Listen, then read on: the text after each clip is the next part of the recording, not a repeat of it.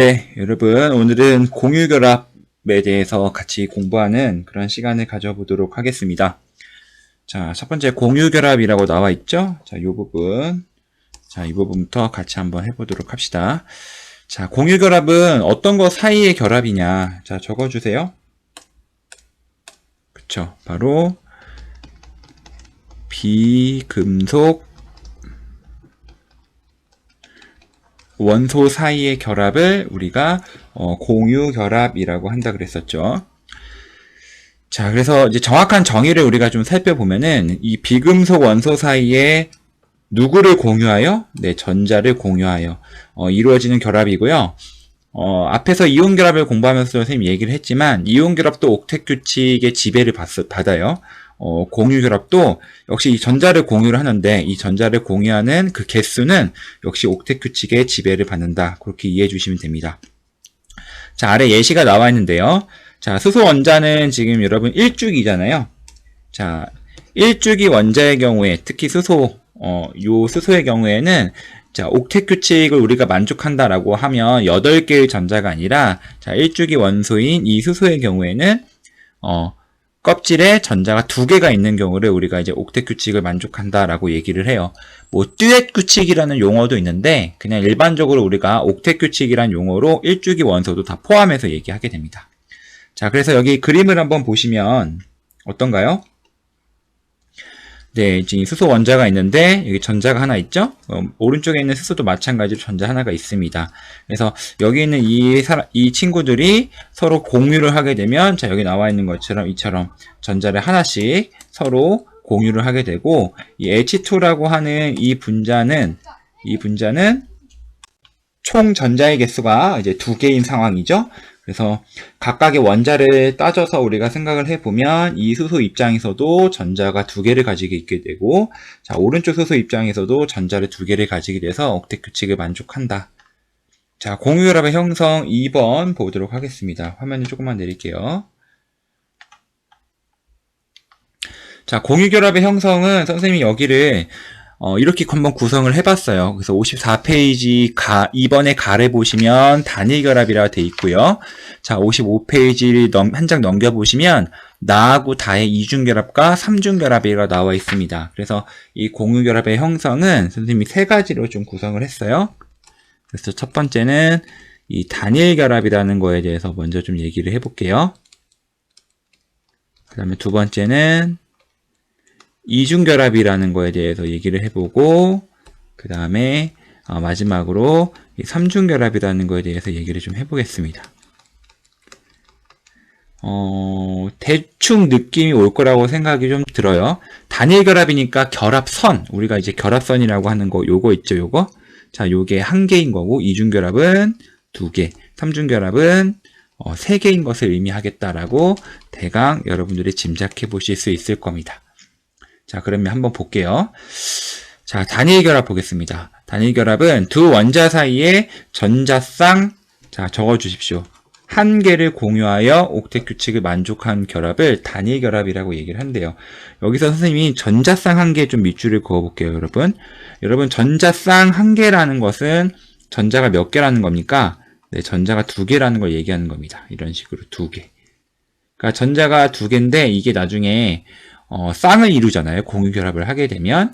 그래서 이 전자쌍으로는 1개지만 전자의 개수로는 2개인 거예요. 적어볼게요. 전자는 2개지만 자, 전자쌍이라고 표현을 하게 되면 1개 이렇게 표현하는 겁니다. 자, 그러면 이런 단일결합을 하고 있는 그러한 분자들은 뭐가 있을까? 자, 아까 우리가 방금 전에 얘기했던 수소 H2가 있고요. 플로린 F2, 그리고 플로린이나 수소라고 해서 HF가 있어요. 그래서 선생님이 예시로는 이 플로린이나 수소 요걸 가지고 아래 예시로 넣어놨거든요. 그래서 보시면 자, H의 경우에는 자, 전자가 하나만 가지고 있죠. 그런데 플로린은 여러분 9번으로서 전자를 몇 개 가지고 있냐면 9개를 가지고 있습니다. 그럼 첫 번째 껍질에 여기 나와 있는 것처럼 2개가 채워지고 두 번째 껍질에 전자가 몇 개 채워지고 있습니까? 네, 7개죠. 하나, 둘, 셋, 넷, 다섯, 여섯, 7개 채워졌으니까 전자 하나가 더 필요한 상황이죠. 그래서 여기에 요 부분에 전자 하나가 더 필요한 상황이다라는 거예요. 그런데 문제는 자, 왼쪽에 있는 이 수소도 전자가 하나가 더 필요한 상황이라는 거죠. 그럼 어떻게 하느냐? 각각 자기들이 가지고 있는 전자를 하나씩 이런 식으로 각각 하나씩 서로 공유를 하면 되겠다는 거죠. 그래서 오른쪽 그림을 좀 보시면 자, 여기 오른쪽 그림을 한번 보세요. 자, 여기 오른쪽 그림을 보시면 자, 수소 원자가 원래는 전자 하나를 가지고 있었지만 플루오린이 가지고 있는 전자 하나를 서로 어떻게 했습니까? 그렇죠. 서로 이런 식으로 공유를 함으로 인해서 누이 좋고 매부 좋고 이렇게 된 거예요. 수소 입장에서도 첫 번째 껍질에 전자 2개가 됐고 플루오린 입장에서도 두 번째 껍질에 전자가 몇 개가 된 겁니까? 8개가 된 것을 우리가 확인해 볼 수 있습니다. 자, 나중에 뒤에 가서 우리가 좀 더 자세하게 배우겠지만 이렇게 여기 나와 있는 이 공유한 전자쌍 얘를 우리가 이제 뭐라고 부르냐면 말 그대로 공유 전자쌍이라고 부르게 됩니다. 그래서 이 공유 전자쌍은 뒤에 가서 어떤 식으로 우리가 간단하게 표기하게 되냐면 자, 이런 식으로 H하고 F 사이에 자, 이렇게 결합선으로 나타내게 돼요. 그래서 사실은 여기 나와 있는 것이 전자 이러한 쌍을 의미한다 라는 것을 확인해 보실 수 있을 것 같아요. 자, 그러면 아래 한번 봅시다. 교과서 119페이지에 나와 있는 문제라고 하는데요. 같이 한번 빈칸 채워봅시다. 자, 물 분자의 모형을 그려보자. 산소 원자의 원자가 전자는 여러분 산소 원자가 16조 원소예요. 이제는 이 정도는 바로바로 나와야 되거든요. 그럼 원자가 전자수가 몇 개입니까? 16족이라는 건 1의자리 숫자가 6이니까 원자과 전자수가 6개가 되겠죠?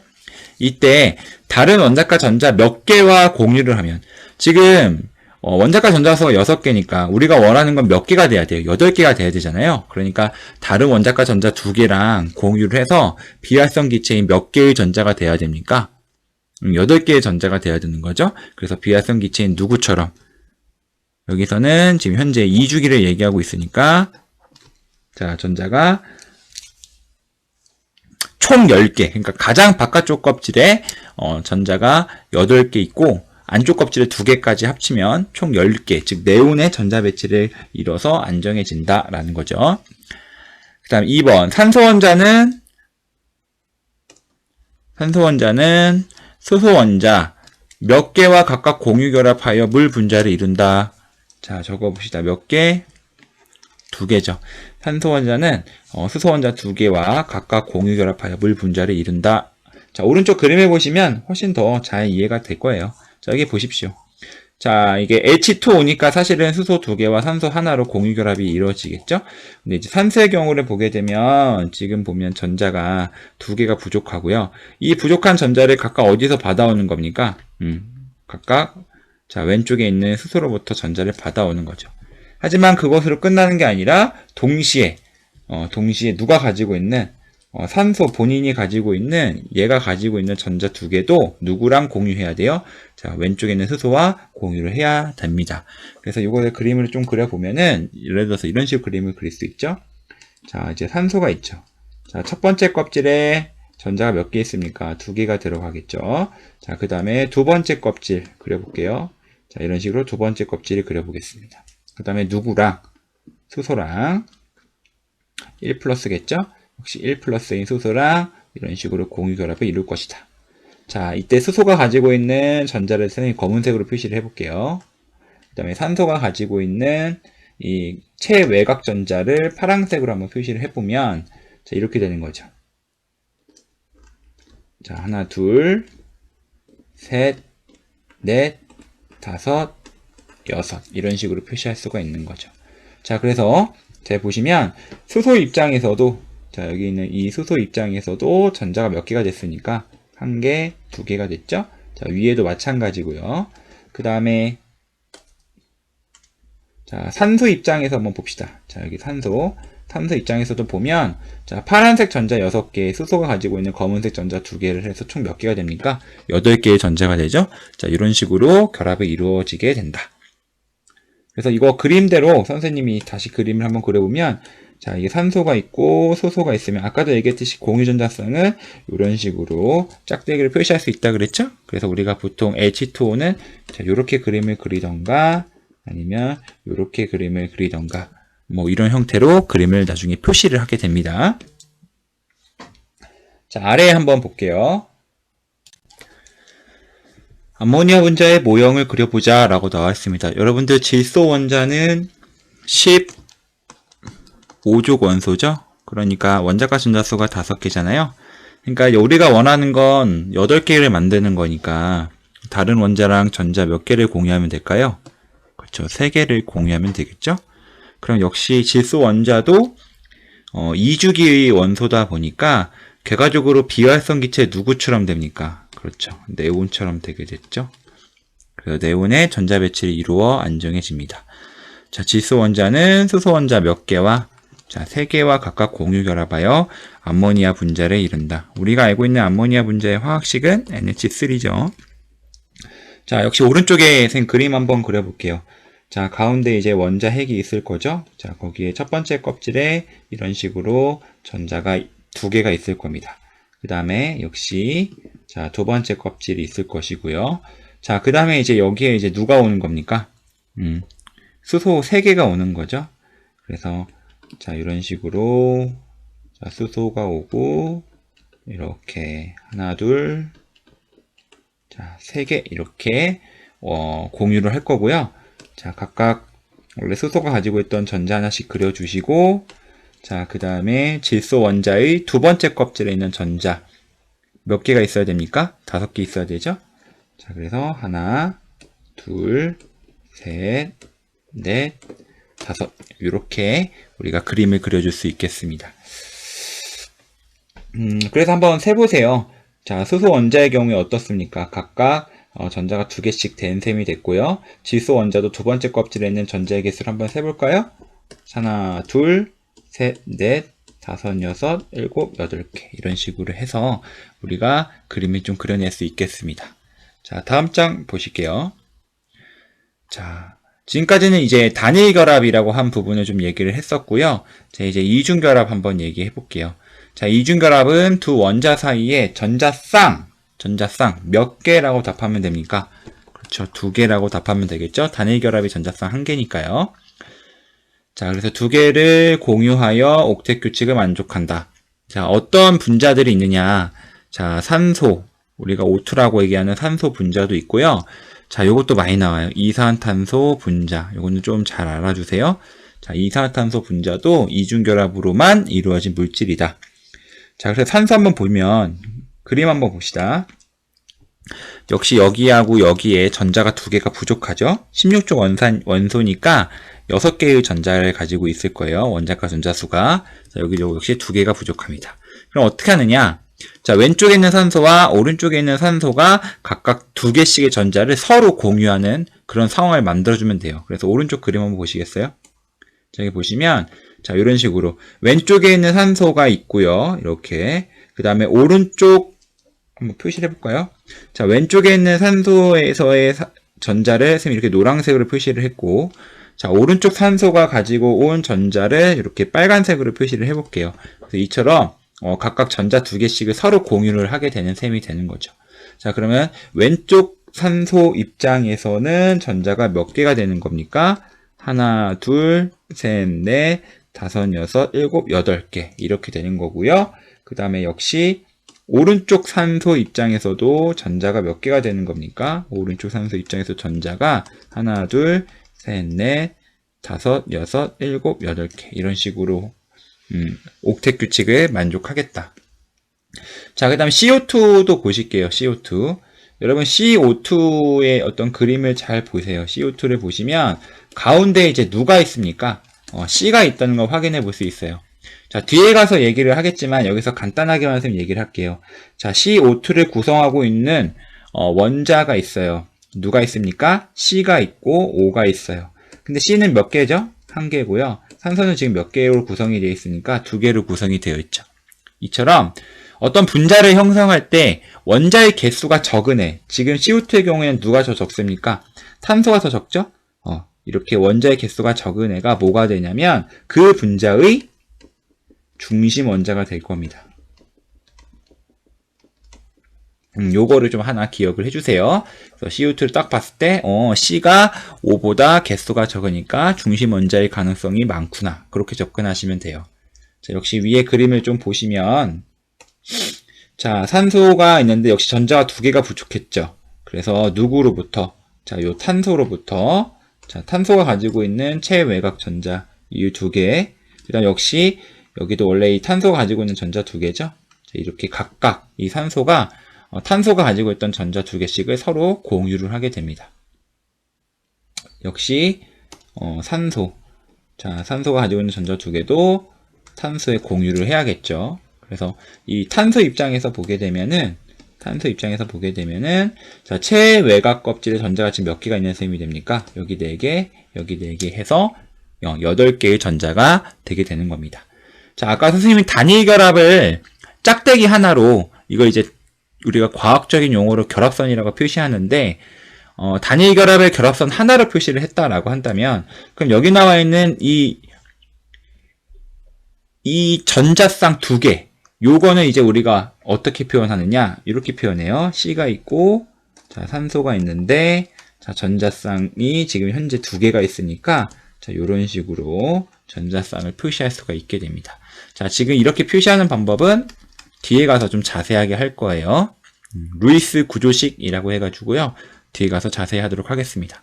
자, 바로 다 넘어갈게요. 삼중결합. 두 원자 사이의 전자쌍 몇 개? 그렇죠. 3개를 공유하여 옥텟 규칙에 만족하는데, 자, 예로는 지금 질소를 좀 가지고 와봤습니다. 자, 질소를 보시게 되면은, 자, 전자가 하나, 둘, 셋. 이렇게 3개가 부족하고, 역시 오른쪽 질소도 마찬가지로 3개가 부족하니까, 왼쪽 질소와 오른쪽 질소가 각각 전자 몇 개씩을 공유하면 되겠습니까? 각각 3개씩을 공유하면 되겠죠? 그래서 여기 보시면, 자, 왼쪽에 있는 질소의 전자 3개와, 자, 오른쪽에 있는 질소가 가지고 있던 전자 3개를 서로 공유를 해서 각각 왼쪽 질소, 오른쪽 질소 전부 다 최외곽 전자수가 8개가 되게끔 자, 공유 결합을 했다는 걸 확인해 볼 수 있고, 자, 이 역시도 루이스 구조식, 아직 정확하게 배우진 않았지만 루이스 구조식이라는 형태를 표현해 주면 자, 이런 식으로 결합선 3개로 표시할 수 있다. 이렇게 우리가 삼중결합을 얘기를 했습니다. 자, 그 다음에 교과서 120페이지 나와 있는 물음표 문제가 있는데 요거는 선생님 좀 답을 해주고 넘어갈게요. 자, 탄소가 불완전 연소하면 이라는 표현이 있어요. 여러분 불완전 연소랑 비교되는 하나의 개념이 또 하나 있는데 그게 뭐냐면 일단 적어볼게요. 자, 불완전 연소가 있다 함은 누구도 있다. 그렇죠? 완전 연소도 있다는 거겠죠? 사실 완전 연소라는 게 뭐냐면 어떤 반응 물질이 있는데 그 반응 물질이 산소랑 반응해가지고 완전히 없어졌다. 이것을 우리가 완전 연소라고 불러요. 그러면 불완전 연소는 뭐냐면 어떤 물질이 있는데 그 물질이 산소랑 반응을 했어. 반응을 했는데 이것이 완전하게 반응을 했다라고 보기엔 좀 어려워요. 그럼 그런 경우에 생성물질에 어떤 차이점이 있느냐?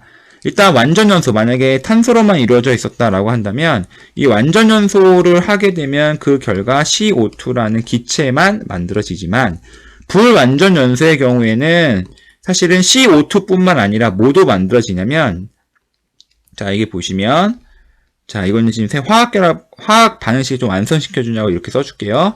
자 일산화탄소라는 기체도 만들어지게 돼요. 물론 누구도 만들어지겠습니까? 그렇죠. 물론 이산화탄소 기체도 분명 만들어지겠지만 불완전 연소라는 것이 하게 되면은 이 일산화탄소 기체도 만들어지게 됩니다. 그런데 완전 연소는 일산탄소가 아예 안 만들어지고 뭐만 만들어진다? CO2만 만들어지는 거예요. 그래서 이래서 여기서 이 불완전 연소라는 말이 그래서 나온 거예요. 그러니까 불완전 연소란 이산화탄소뿐만 아니라 뭐 일산화탄소와 같은 다른 물질도 같이 나오게 되면 우리는 이것을 불완전 연소라고 합니다. 어찌됐든 간에 누가 만들어졌대요? 여기 나와 있는 것처럼 CO2, 일산탄소 COが 만들어졌대. 그럼 이때 이 CO를 COが 어떤 결합을 가지고 있는지를 지금 물어보는 거거든요. 그러면 우리가 C하고 O를 한번 그림을 그려볼 필요가 있겠네요. 일단은 C라는 것은 여러분들 자 가운데 이제 플러스 6이겠죠? 첫 번째 껍질에 전자 2개가 있을 것이고, 자, 두 번째 껍질에 전자 몇 개가 있는 겁니까? 하나, 둘, 셋, 넷. 이렇게 있는 게, 탄소입니다. 그 다음에 산소 한번 볼게요. 산소는, 자, 첫 번째 껍질 역시 전자가 몇 개 있습니까? 이렇게 2개가 있고, 자, 두 번째 껍질에 전자가 몇 개가 있는 친구예요? 하나, 둘, 셋, 넷, 다섯, 6개 해가지고 전자가 두 번째 껍질에 2개가 부족한 친구입니다. 그러면 이때 이 C하고 O하고 여기 나와 있는 이 C하고 O하고 결합하면 어떻게 만들어지겠냐는 거예요. 요거는 여러분들 일반 상식적으로는 그림이 잘 그려지지 않아요. 여기 보시면 탄소는 지금 전자가 몇 개가 필요합니까? 지금 현재 4개가 필요하잖아요. 그 다음에 자, 여기 있는 산소는 전자가 지금 몇 개 필요하죠? 네, 2개가 필요하거든요.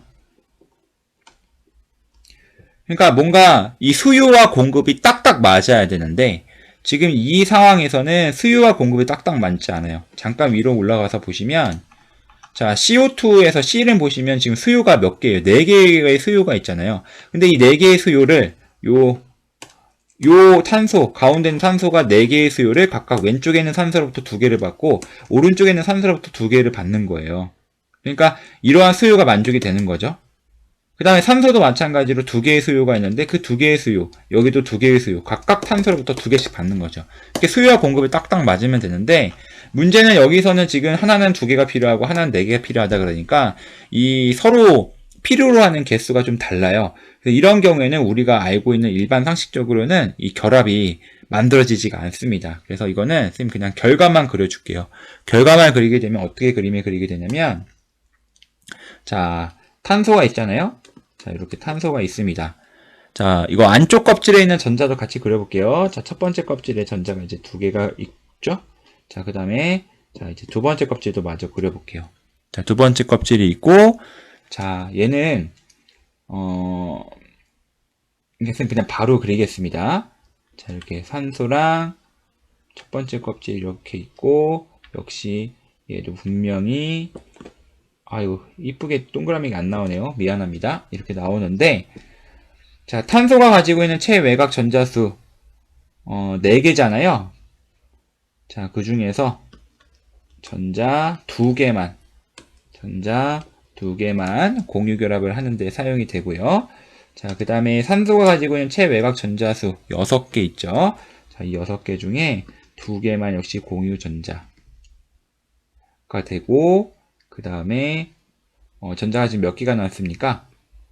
4개가 남죠? 그러면 이때 전자가 2개가 남는데, 잘 보세요.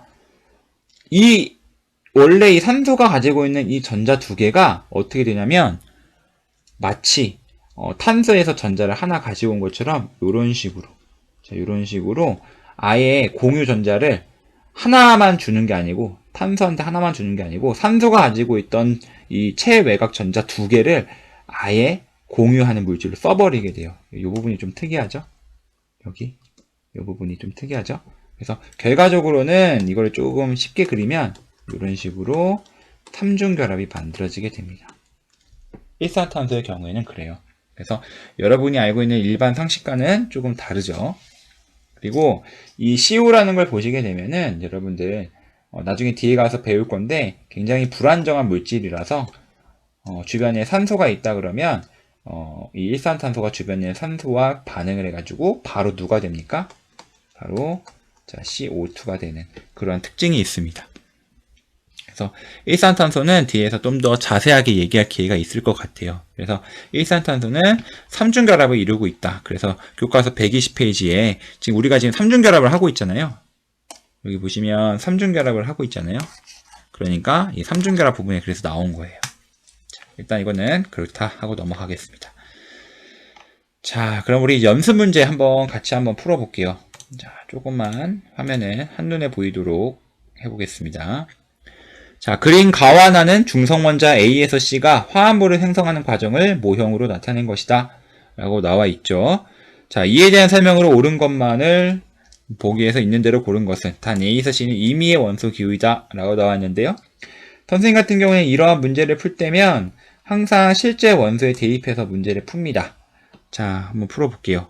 자, A 보시면 껍질이 3개가 있고 가장 바깥쪽 껍질에 전자가 하나가 있으니까 이거 딱 보시면 알죠. 아, 이거 3주기 1족 원소네. 이거 누구다? 이거 나트륨이다.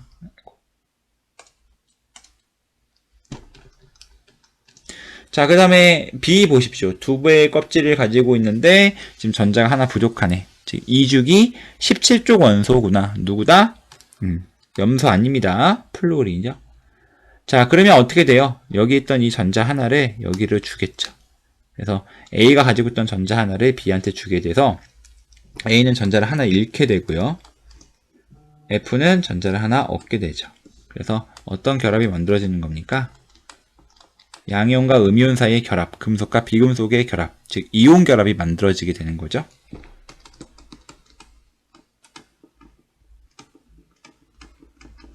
자, 아래의 그림을 보실게요. B. 자, 물론 위에 B랑 똑같겠죠. 가에서의 B랑 똑같으니까 자, 얘가 플루오린이 될 것이고요.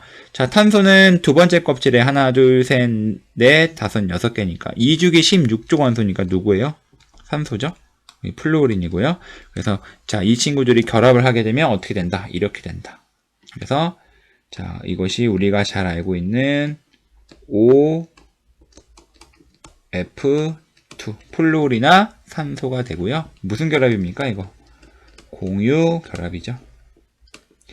자, 여러분들 OF2 같은 경우에는 시험 문제에 좀 많이 등장하는 그러한 분자니까요. 좀 기억을 해주세요. 자, 이게 많이 등장함에도 불구하고 여러분들이 이 OF2를 생각을 못해서 문제를 틀린 경우가 꽤 있습니다. 그래서 요거는 좀 기억을 좀 해주세요. 자, 이에 대한 설명으로 옳은 것만을 보기에서 있는 대로 고른 것을 한번 골라봅시다. 자, 가의 생성물을 구성하는 이온은 옥텟 규칙을 만족한다 그랬습니다. 자, 옥텟 규칙 만족하죠. Na 플러스 보세요. 자, 누구랑 전자 배치가 똑같으니까 네온하고 똑같잖아요. 플루오린도 지금 누구랑 똑같습니까? 역시 네온하고 전자 배치가 똑같죠? 그래서 옥텟 규칙을 만족합니다. 옥텟 규칙이라는 게 뭡니까? 18족 원소처럼 되려는 거잖아요. 그 다음 니은. 나의 생성물에서 B는 옥텟 규칙을 만족한다. 자, 나의 생성물 바로 요걸 얘기하는 겁니다. 자, 요거 얘기하는 거죠. 자, 그럼 여기에 생성물에서 B는 옥텟 규칙을 만족한다. B 보세요. B. B가 누구냐면 플루오린을 얘기하는 거잖아요. 그러니까 요거 얘기하는 거죠. 자, 두 번째 껍질에 하나, 둘, 셋, 넷, 다섯, 여섯, 일곱, 8개. 역시 옥텟 규칙을 만족하겠습니다. 자, 디귿. 나의 생성물은 공유결합 화합물이다. 얘기했죠? 정답은 몇 번이 됩니까? 5번이 되겠습니다. 자, 다음 장 넘어갈게요. 공유결합의 형성과 에너지라고 나와 있는데요. 자, 이거 그래프 보면은 여러분들이 생각나셔야 되는 게 있어요. 바로 이온결합의 형성과 에너지 변화가 되겠죠. 크게 다르지 않습니다. 여기 보시면 그림 보세요.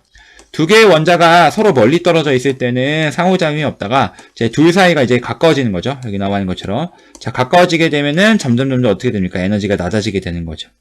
왜냐? 인력이 우세하니까 그런 거예요. 인력이. 그러니까 인력이 우세하니까 인력에 의한 에너지에 의해서 이렇게 쭉쭉쭉 내려가는 거죠. 그런데 자, 여기 보시면 여기 보십시오. 여기가 어떻게 되는 곳입니까? 인력과 반발력이 균형을 이루는 곳이죠. 그 균형을 이루는 곳에서 뭐가 형성되는 겁니까? 공유결합 물질이 형성이 되는 것이고, 더 들어가게 되면 반발력 때문에 반발력이 우세해지게 되니까 점점 에너지가 높아지게 되는 그런 상황이 되게 됩니다. 그래서 이온결합의 형성과 에너지하고 굉장히 비슷하다라는 것을 찾아보실 수 있고요. 자, 가볼게요. 에너지가 최소로 될 때 안정한 수소 분자를 형성한다. 자, 여러분 지점을 보세요. 지금 A점, B점, C점, D점이 있다라고 한다면, 자, 여기서 가장 에너지가 낮은 지점, 바로 요 C지점, 바로 요 C지점에서 누가 안정한 수소 분자가 만들어지게 되는 겁니다. 자, 그 다음 나와보세요. 자, 이 과정에서 에너지를 방출한다. 그래서 이걸 화학 반응식으로 나타내면 이런 식으로 표시할 수가 있대요. 자, 그래서 이 방출하는 에너지 양, 이것은 뭘 의미하느냐? 바로 요거만큼의 폭이 되겠습니다. 그래서 여기 보시면, 자, 상호작용이 없는 형태가 지금 어때요? 에너지를 0이라고 봤죠? 그럼 0에서 해당하는 것만큼 떨어졌을 테니까, 요 폭이 방출하는 에너지가 되는 거예요. 근데 여러분 여기서 선생님 좀 얘기하고 싶은 것은, 좀 거꾸로 한번 볼게요. 자, 그러면 자, 이렇게 볼 거예요. 이렇게. 자, 이 수소 기체가 있는데 내가 여기다가 에너지를 가해서 어떻게 된 겁니까? 수소 원자로 다시 떨어뜨려 놓은 거예요. 그러니까 어떤 H2라고 하는 이 결합이 있었는데, 이러한 결합이 있었는데, 여기에 내가 어떤 에너지를 가해서 이 결합을 끊어낸 거죠. 그래서 이거 다시 한번 적어볼게요. 자, 이러한 어떤 공유결합 물질이 있는데, 이 공유결합 물질, 기체 상태죠? 기체 상태의 공유결합 물질에 내가 어떤 에너지를 가해서 얘들을 기체 상태의 원자로 다시 분해를 시킨 거예요. 그럼 이때의 에너지를 우리가 개념화시키면 뭐라고 개념화시키냐면, 이것을 결합 에너지라고 부릅니다. 그러니까 사실은 여기 나와 있는 요 에너지가 결합 에너지인 거죠. 그래서 여기서 요거 사이에 해당하는 그만큼의 에너지를 가해주면 누구에게? H2에게 가해지면 H하고 H가 자 이렇게 다시 떨어지게 되는 그런 상황이 발생하게 됩니다. 자, 비교해서 여러분들 만약에 어떤 X2라고 하는 물질이 있어요. X2라고 하는 물질이 이런 식으로 그래프가 그려진다라고 한번 해볼게요. 자, 여기엔 누가 있는 겁니까?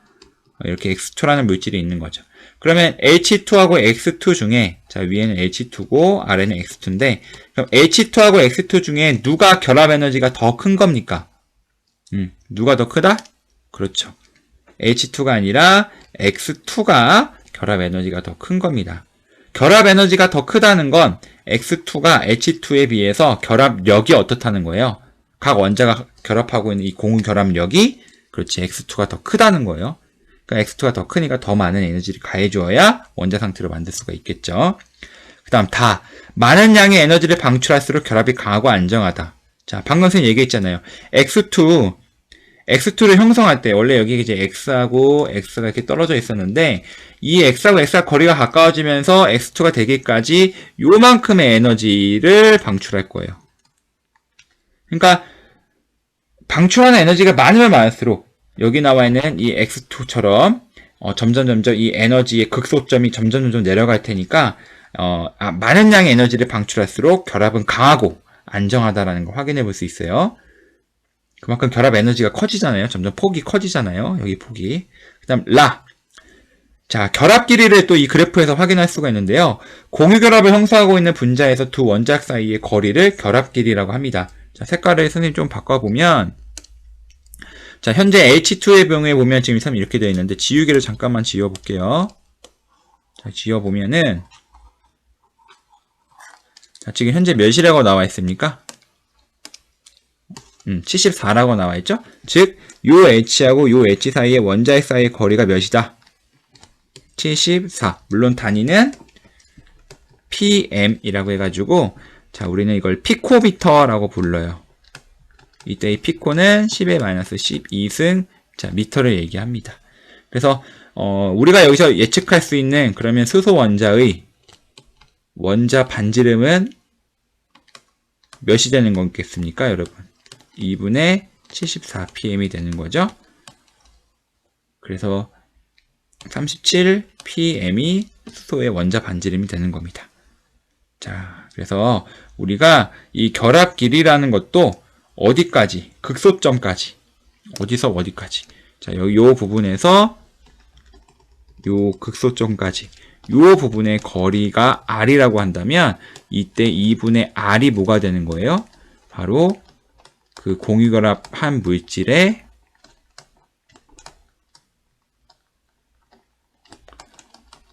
자, 반지름이 된다 라는 겁니다. 자, 그래서 오늘은 여기까지 하도록 하겠습니다.